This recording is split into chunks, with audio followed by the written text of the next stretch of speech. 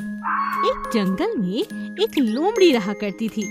वो हमेशा खरगोश के पीछे भागकर उसे पकड़ने की बहुत कोशिश किया करती थी। उसे खरगोश खाना हमेशा से पसंद था। एक दिन जब खरगोश अपने बिल में सो रहा था, ये समय अच्छा लग रहा है। हाँ, इस खरगोश की नींद खराब करके ही मानूंगी। हाँ।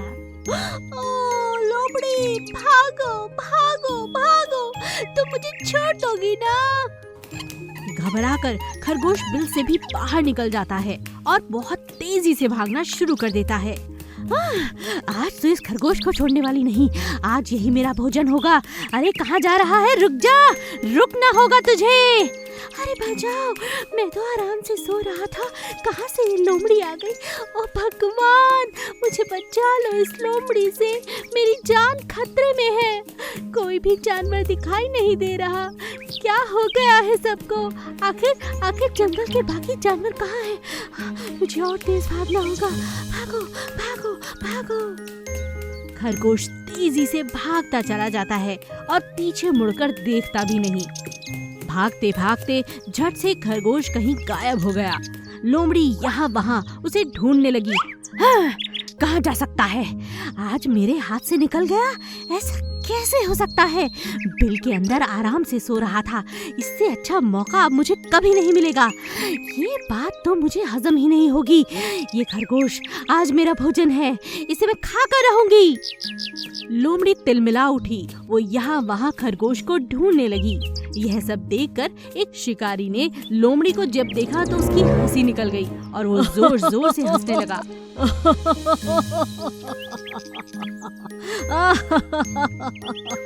अरे लोमड़ी, क्या कर रही हो? हाँ, अरे एक छोटे से खरगोश को भी नहीं पकड़ पाई और तुमने अभी क्या कहा? क्या वो बिल के अंदर था? उसको बिल से भागने कैसे दिया तुमने? ओहो, अरे मैं तो तुम्हारी बातें सुनकर हैरान रह गया हूँ। शिकारी की हंसी सुनकर लोमड़ी ने शिकारी से कहा, शिकारी, तुम्हें अंतर समझ नहीं आया। मैं समझाती हूँ। खरगोश को सिर्फ अपने खाने के लिए पकड़ना चाहती थी, हाँ, लेकिन खरगोश अपनी जान बचाने के लिए भाग रहा था। अब समझ में आया कितना बड़ा अंतर है। जान बची तो लाखों पाए, भोजन तो कोई भी बन ही जाएगा। मछली रानी का तेल चोर को सबक। चंद्रनगर में सोनू नाम का एक आदमी रहा करता था। चोरी करना उसका पेशा था, लेकिन कोरोना महामारी के कारण उसका चोरी करना और चोरी का सामान बेचना मुश्किल होता जा रहा था। क्या करूं? इतना सारा सामान पड़ा है लेकिन बिक ही नहीं रहा। कैसे धंधा चलेगा? कुछ और चोरी करने के बारे में जरूर सोचना पड़ेगा। ओह, क्या करूं? तभी वो न्यूज में देखता है कि पेट्रोल डीजल के दाम बहुत जल्द बढ़ने वाले हैं। यह सुनकर उसे एक आइडिया आता है और वह पेट्रोल चोरी करने के बारे में सोच लेता है। हाँ, ये ठीक रहेगा। सोनू अब रात को गली मोहल्लों में खड़ी गाड़ियों का पेट्रोल चोरी करना शुरू कर देता है और अपने संपर्कों द्वारा उसे सस्ते दाम में बेचना भी। लोग भी सस्ता पेट्रोल जानकर उसे खरीदने लगते हैं और उसका पेट्रोल चोरी का धंधा चल निकलता है। अब वो सोचता है कि क्यों ना कुछ बड़ा किया जाए और सीधा पेट्रोल पंप के पेट्रोल टैंकों से ही चोरी की जाए। लेकिन ये कैसे करूं? तभी वहाँ एक अंग्रेजी मूवी पिक्चर चल रही होती है। एक मछली की मदद से पानी के अंदर पाइप डाला जा रहा था। यह देखकर उसके मन में भी एक आइडिया आ जाता है और तभी वो 2 जिंदा छोटी मछलियाँ खरीद कर ले आता है और उन्हें पानी की जगह पेट्रोल के टैंक में रखना शुरू करता है। मछलियाँ पेट्रोल के टैंक में ही बड़ी हो जाती हैं और उन्हें पेट्रोल की आदत हो जाती है। अब सोनू उन्हें पेट्रोल के टैंक के अंदर पाइप ले जाना सिखाता है।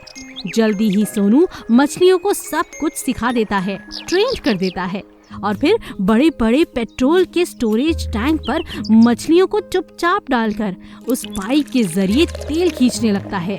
सभी लोग परेशान थे कि पेट्रोल चोरी तो हो रहा है, लेकिन चोर कहाँ है?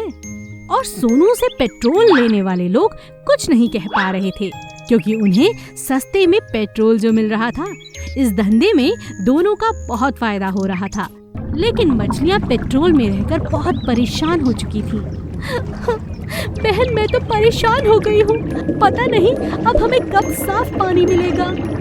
दूसरी मछली कहती है, हाँ बहन, तुम ठीक कहती हो, लेकिन क्या करें, हम तो कैदी बन चुके हैं ना। एक दिन बहुत तेज बारिश होती है और पास ही नदी का पानी पूरे गांव में फैल जाता है। सोनू अपनी मछलियों को लेकर पेट्रोल के टैंक के पास जाता है तो वहाँ भी पूरा पानी भरा होता है। सोनू मछलियों को टैंक में डालता है, तभी मछलियों को वहाँ पर नदी की कुछ मछलियाँ दिखाई देती हैं। उन्हें देखकर वो बहुत खुश हो जाती हैं। लेकिन मछलियों की हालत देखकर मछली रानी पूछती है, तुम दोनों की ये हालत कैसे हुई, और तुम तो पेट्रोल में डूबी हुई हो, बात क्या है? मछलियाँ रानी मछली को सारी बात बताती हैं। दोनों की बात सुनकर रानी मछली अपनी पिराना मछली की फौज को बुलाती है और जैसे ही सोनू तेल चोरी करने के बाद मछलियों को लेने के लिए आता है, सभी मछलियाँ उस पर धावा बोल देती हैं। उसके पैरों को काटने लगती हैं और उसकी पाइप को भी काट डालती हैं। सोनू बचाओ बचाओ चिल्लाता हुआ भागने लगता है और दोनों मछलियाँ रानी मछली का शुक्रिया अदा करती हैं और उनके साथ वापस चली जाती हैं। सोनू को चिल्लाता देख लोग इकट्ठा हो जाते हैं। उसे बचाने के लिए अस्पताल लेकर जाते हैं। पुलिस बहुत जल्द सोनू को पकड़ती है और जेल में डाल देती है। मिट्टी की चिड़िया। गोलू नाम की एक प्यारी सी चिड़िया जंगल में बहुत सुंदर गाना गाया करती थी। सुबह सुबह उसका गाना सुनकर जंगल के सभी जानवरों का मन बहलने लगता था।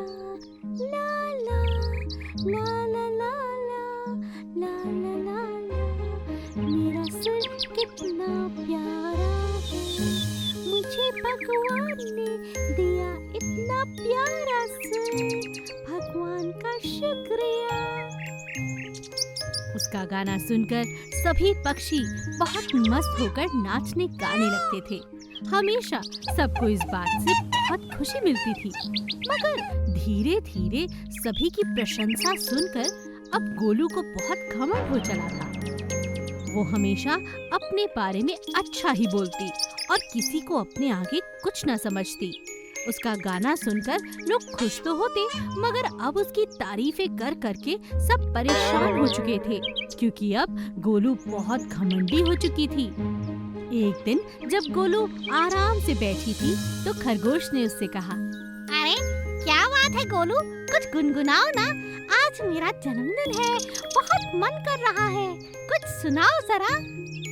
घमंड में आकर गोलू ने जवाब दिया, हाँ, मेरा जब मन होगा तब गाऊंगी, तुम्हारा जन्मदिन है, तुम गाओ। हाँ, तुम्हें शायद मेरी कद्र नहीं है, मैं यूं ही हर किसी के सामने नहीं गाती, समझे? मेरा गाना सुनना है तो इंतजार करो, जब मेरा मन होगा तभी तो गाऊंगी ना। गोलू का ये बर्ताव देखकर खरगोश चुपचाप वहाँ से चला गया। धीरे धीरे ये बात पूरे जंगल में फैल गई कि अब चिड़िया पहली जैसी नहीं, अब वो बहुत घमंडी हो चुकी है। एक दिन चिड़िया का बरसात के मौसम में गाने का बहुत मन हुआ। वो उड़ नहीं सकती थी क्योंकि बारिश हो रही थी, तो एक पेड़ के ऊपर बैठकर वो गाना गुनगुनाने लगी। लेकिन उसी पेड़ के नीचे एक महात्मा बहुत बड़ा जप कर रहे थे। उन्हें जप करने में चिड़िया के गाने के कारण बहुत कठिनाई हो रही थी। ये कौन इतनी जोर जोर से गुनगुना रहा है? देखो बारिश कितनी अच्छी है। तपस्वी नाराज होकर कहता है, चिड़िया चुप हो जाओ, मैं यहाँ बहुत बड़ा अनुष्ठान कर रहा हूँ, बीच में विघ्न मत डालो। कई बार कहने पर भी चिड़िया नहीं मानी। हाँ, तो मैं क्या करूँ, यहाँ जंगल में तुम्हारा क्या काम? तुम जानते नहीं मेरा गाना सुनने के लिए लोग तरसते हैं, और यहाँ मैं तुम्हें फ्री में बिल्कुल मुफ्त में गाना सुना रही हूँ। पंडित चुपचाप सुनो, ये मेरी मर्जी है। चिड़िया का घमंड देखकर तपस्वी बहुत गुस्से में आ जाता है और उस पर पानी छिड़ककर उसे श्राप देता है। चिड़िया, तुझे अपने सुर पर बहुत घमंड है ना? आज के बाद इसी पेड़ पर एक मिट्टी की मूरत बन के रह जाओगी तुम। और श्राप के कारण अब गोलू हमेशा के लिए मिट्टी की बन जाती है। इसीलिए कहते हैं, अगर हमारे अंदर कोई खूबी है तो उस पर घमंड करना अच्छी बात नहीं।